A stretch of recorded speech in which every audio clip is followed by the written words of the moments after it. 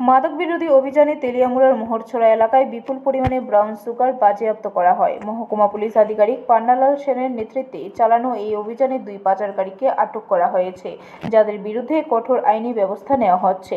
গোপন সূত্রে খবর পেয়ে তেলিয়ামুড়া থানার পুলিশ মোহরছড়া উত্তরপাড়া এলাকার প্রভারঞ্জন দেবতের বাড়িতে তল্লাশি অভিযান চালায়। এই অভিযানে তেলিয়ামুড়া থানার পুলিশের সাথে ছিলেন তেলিয়ামুড়া মহকুমা শাসক অফিসের দায়িত্বপ্রাপ্ত একজন ডিসিএমও।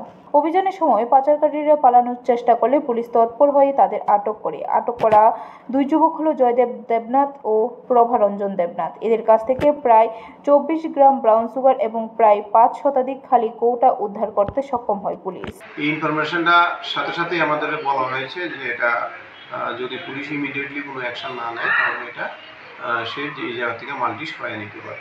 এই ইনফরমেশন মূলে আমরা সাথে সাথেই এখানে যে এক্সিকিউটিভ ম্যাজিস্ট্রেট আছেন আজকের দায়িত্বে অমিত রায়চৌধুরী, ওনাকেও জানাইছি আমাদের সাথে অ্যাকম্পানি করার জন্য।